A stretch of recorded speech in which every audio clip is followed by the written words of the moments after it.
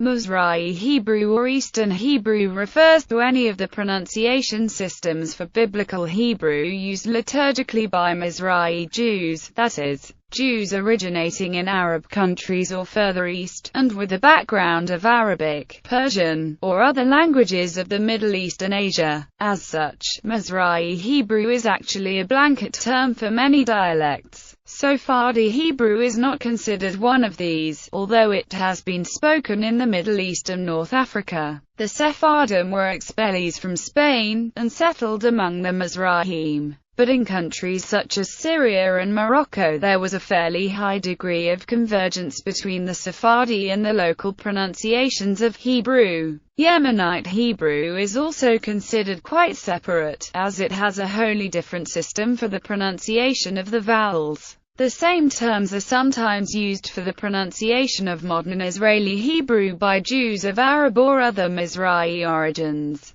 This is generally a compromise between standard Israeli Hebrew and the traditional liturgical pronunciation as described in this article. Features. The following features are generally found in the pronunciation of Jews from Arabic-speaking countries, and the variations tend to follow the Arabic dialect of the country in question. The stress tends to fall on the last syllable wherever this is the case in Biblical Hebrew, is pronounced with a clear glottal stop, except when used as a metalectionize, is pronounced B in some countries, and V in others, is pronounced like Arabic, is normally pronounced D, but occasionally TH, like Arabic, is pronounced V in some countries and W in others, is pronounced H, like Arabic, is pronounced T, like Arabic, is pronounced X, is pronounced like Arabic, is pronounced S, like Arabic, is usually pronounced Q, like Arabic, but other sounds occur, such as K, or, is usually trilled R. Baghdadi Jews pronounced it as a uvula, close to Arabic, is pronounced T in some countries, and theta, like Arabic in others.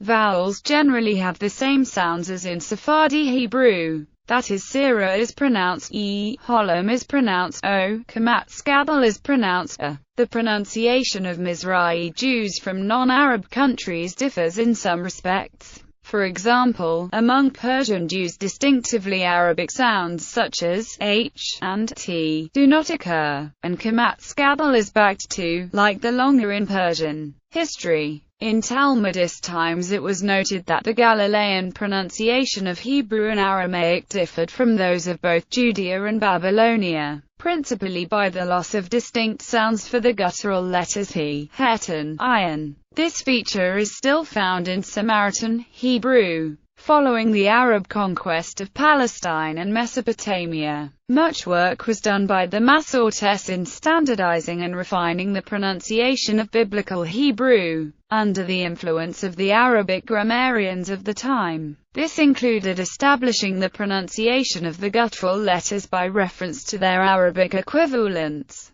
Three distinct notations for the vowels were devised: the Palestinian, the Babylonian and the Tiberians, of which the Tiberians eventually superseded the other two. The process of assimilation to Arabic went furthest with the Babylonian Jews. For example, in Classical Arabic, and in some spoken dialects including Iraqi Arabic, there is no phonemic distinction between A and E, though a phonetic difference is made by the presence of an adjacent emphatic or guttural consonant. Accordingly, the Babylonian notation does not distinguish between Patich, Sagol and Shivana, and these three vowels are still pronounced alike among Yemenite Jews. In Levantine Arabic, by contrast, there are distinct A and E sounds, and these two vowels are distinguished in both the Palestinian and the Tiberians notations. After the expulsion of the Sephardi Jews from Spain in 1492, the exiles took the leading position in most Arab and Ottoman countries, and the local pronunciation of Hebrew assimilated to Sephardi Hebrew in many respects, in particular the pronunciation of the vowels. For this reason, today's Iraqi Jews distinguish between Patich and Sagol in the same way as most other Sephardi and Mizrahi Jews.